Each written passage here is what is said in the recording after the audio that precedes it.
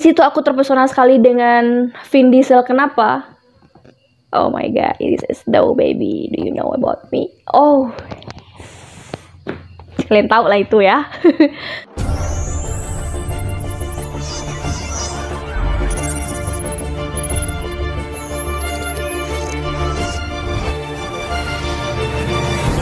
Hai, assalamualaikum warahmatullahi wabarakatuh. Balik lagi bersama aku Riana yang akan menemani ruang dengar kalian seperti biasa ya. Dan di kesempatan kali ini karena aku kemarin udah vote bahwasanya aku pengen review film, jadi untuk pemanasan hari ini aku bakalan jelasin ke kalian atau membeberkan ke kalian film apa yang terbaik yang akan rilis di tahun 2021 ini. Kalian pasti penasaran banget karena sebagian dari film-film yang udah aku ceritain ini itu tuh udah tayang di bioskop sebelumnya gitu, di tahun 2021 ya, bukan tahun 2020. Oke, mungkin kayaknya film-film ini tuh sesuatu hal yang kesenangan yang luar biasa. Misalkan kalau kita lagi boring terus kita nonton gitu ya. Mungkin karena pandemi ini jadi bioskop lagi nggak buka seutuhnya. Yang lebih jelasnya, ini sebelumnya aku jelasin ke kalian bahwasanya ini adalah konten spoiler, bahwasanya nanti kalian harus nonton film seutuhnya, karena bagaimanapun juga nonton film seutuhnya itu pengalamannya jauh lebih menyenangkan dibandingkan mendengarkan cerita dan celotehan aku aja, kayak gitu. Oke guys, sama berlama-lama lagi, inilah 5 film yang bakalan rilis di tahun 2021 yang penyuka film action. Sebelum kita masuk kepada videonya, seperti biasa, jangan lupa tekan tombol subscribe, like, komen, dan bunyikan notifikasinya sebagai bentuk dukungan kalian kepada channel aku. Oke, let's go! Kayaknya makan dulu enak nih.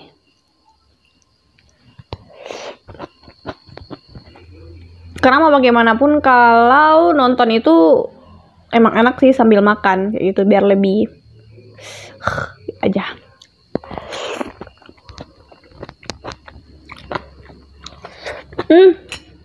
Oke, udah. Yang pertama kita hadirkan yaitunya The Kingsman. Film ini bisa jadi rekomendasi terbaik banget buat kalian yang penyuka action seperti aku gitu ya. Film ketiga dari misi Kingsman yang diusung dari seri buku komik dengan nama yang sama ini juga ditulis oleh Mark Millar dan Dave Gibbons. Asik. Udah kayak pembawa berita. Udah kayak Caroline apa sih namanya di kalau di bioskop Black Premier gitu, udah mirip kali ya. Oke, Trans TV tolong undang gue untuk jadi seperti Caroline. Oke, ya. Untuk film The Kingsman sendiri masih mengangkat cerita awal berdirinya organisasi agen rahasia. Film ini diadaptasi dari seri buku komik Kingsman karya Dave Gibbons dan Mark Millar. Mengambil terbelakang tahun 1900-an, The Kingsman akan berfokus pada kisah Duke of Oxford atau yang diperankan oleh Ralph Fiennes dan Conrad yang diperankan oleh Harris Dickinson. Dalam film ini, tokoh antagonis akan diperankan oleh Grigory Rasputin yang diperankan oleh Rhys Ifans. Sifat liciknya muncul saat ia memutuskan bekerja sama dengan beberapa sosok terkenal jahat di era awal abad ke-20. Tujuan Grigory Rasputin dan kelompoknya adalah ingin menyelenyapkan jutaan manusia yang ada di dunia. Kegiatan itu pun semakin menyebar di setiap pelosok negeri. Hal ini lantas membuat sebuah agen rahasia muncul untuk menghentikan tujuan Grigory dan teman-temannya itu. Agen rahasia The Kingsman seolah memberi harapan baru dan kedamaian di tengah-tengah peperangan yang merajalela.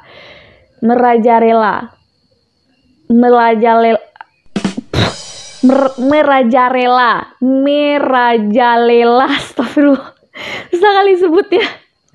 Dari 3 trailer The Kingsman yang sudah dirilis, trailer terakhir paling banyak menyisipkan adegan aksi hingga pertempuran sengit pada era Perang Dunia Pertama. Yang kedua ada No Time to Die. Film action terbaik selanjutnya berjudul No Time to Die, film ke-25 James Bond yang kini diperankan oleh Daniel Craig.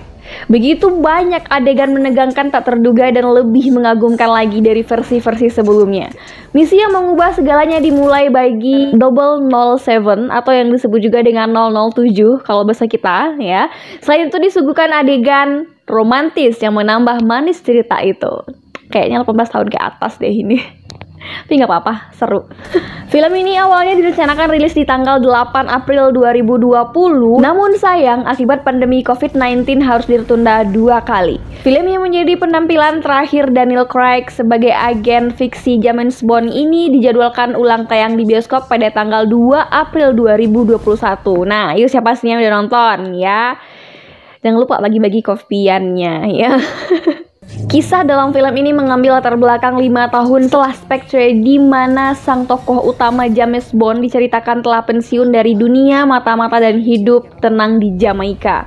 Namun kehidupan damai usai terlepas dari dunia agen rahasia tersebut dirasakan Bond hanya dalam kurun waktu yang terbilang singkat. Masa pensiunnya terganggu saat teman lamanya di Central Intelligence Agency atau CIA yang bernama Felix Leiter muncul dan meminta bantuan kepada Bond. Bond yang tidak bisa menolak akhirnya mengiyakan permintaan temannya tersebut. Dan kali ini, Bond harus menelusur jejak seorang penjahat misterius yang telah dipersenjatai dengan teknologi baru yang berbahaya. Berbagai aksi menegangkan, perkelahian dan adu peluru pun turut mewarnai perjalanan James Bond dalam mencari sang penjahat berbahaya tersebut. Di tengah misinya, Bond rupanya harus bertemu dengan musuh lamanya yang bernama Savin. Nyawa Bond pun semakin terancam sejak pertemuannya dengan sang musuh bebuyutan itu. Film ini dikabarkan menjadi pertanda berakhirnya film mata-mata James Bond setelah menghiasi 13 tahun di layar lebar. Yang ketiga, ada Top Gun Maverick. Film action terbaik ini merupakan sequel Top Gun tahun 1986 yang dulu diperankan oleh dua pria yang merupakan mantan saya, asik, yaitunya Tom Cruise dan juga Miles Teller yang mengulangi peran mereka dari film pertama. Mengusung aksi menegangkan yang membuat kita seolah-olah ikut terbang menembus langit gitu ya. Top Gun Maverick dijadwalkan akan rilis secara teatrikal di Amerika dan Kanada di tanggal 2 Juli 2021 oleh Paramount Pictures. Nah, di sini Tom Cruise berperan sebagai Letnan PT Maverick Missile ya, seorang pilot pesawat tempur angkatan laut di atas kapal induk USS Enterprise. Cerita film Top Gun bermula saat Maverick dan rekannya Nick Ghost Bradsow atau yang diperankan oleh Anthony Edwards menerbangkan pesawat F-14A Tomcat. Nah, dalam penerbangannya itu ia mengalami masalah teknis. Maverick akhirnya memilih menentang perintah namun berhasil mendarat dengan baik di kapal induk. Meski tak menyukai kecerobohan Maverick, komandan USS Enterprise Tom Stinger Guardian yang diperankan oleh James Tolkien memberinya kesempatan untuk berlatih di Top Gun, di mana Top Gun ini merupakan tempat bagi pilot-pilot pesawat tempur terbaik di dunia. Nicole Kidman dan Tom Cruise menjadi imigran di Amerika sehari sebelum pelatihannya dimulai. Itu ketika Maverick dan Ghost mengunjungi sebuah bar. Disitulah dia langsung bertemu dengan seorang cewek cantik, bohai dan imut manja dan wanita itu bernama Charlotte atau Charlie Blackwood yang diperankan oleh Kelly McGill. Keesokan harinya Maverick baru mengetahui kalau Charlie adalah seorang astrofisikawan dan instruktur di Top Gun. Charlie pun juga jatuh hati pada Maverick setelah mengetahui tentang manuvernya yang terbilang cukup berani. Aksi Tom Hanks melawan pasukan Nazi pada periode pelatihan pertamanya, Maverick berhasil mengalahkan instruktur Rich Jester Hitterly yang diperankan oleh Michelle Ironside.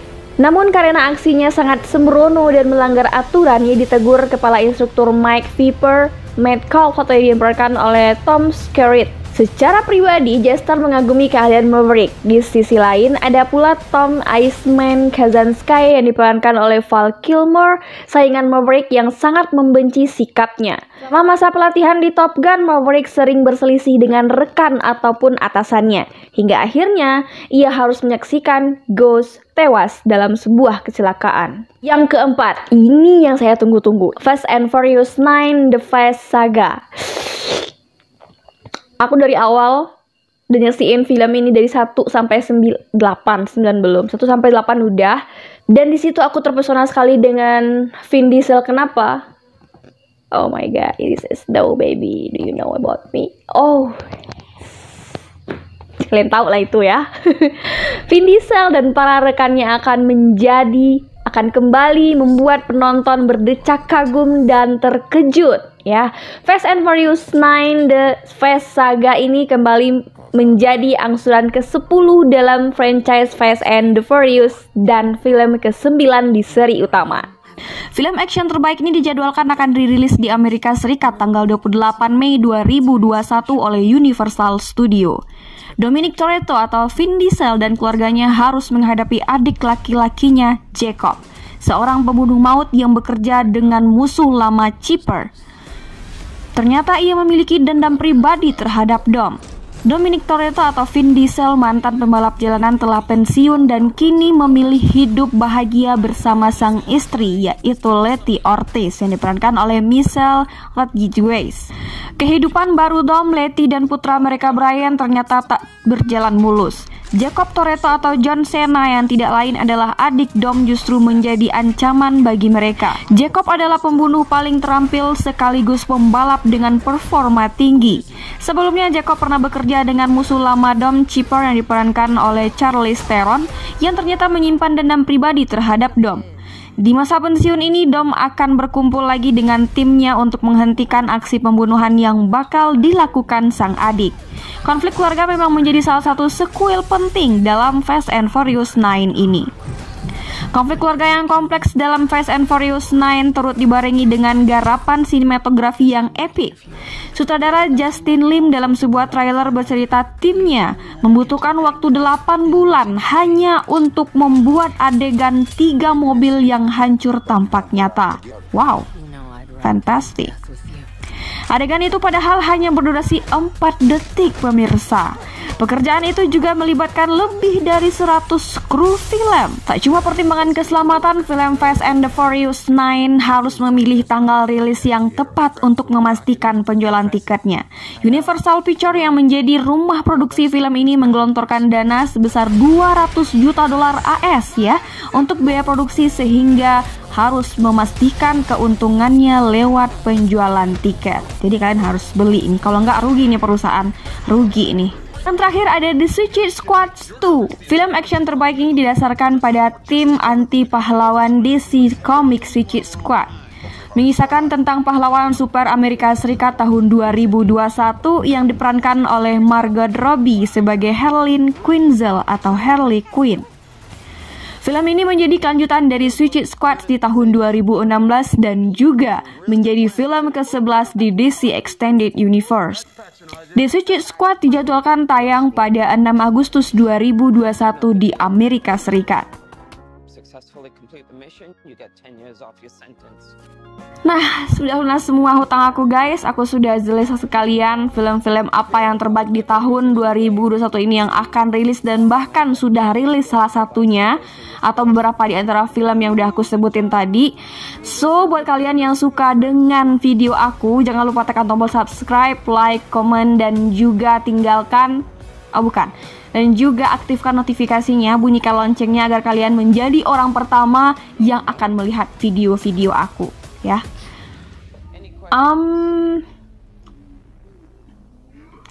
Baik, semoga video aku ini menambahkan referensi daftar list perfilman kalian gitu ya.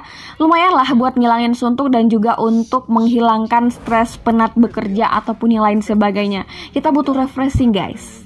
Oke, saya Riana, bye, sampai jumpa di minggu depan dan selamat beraktivitas.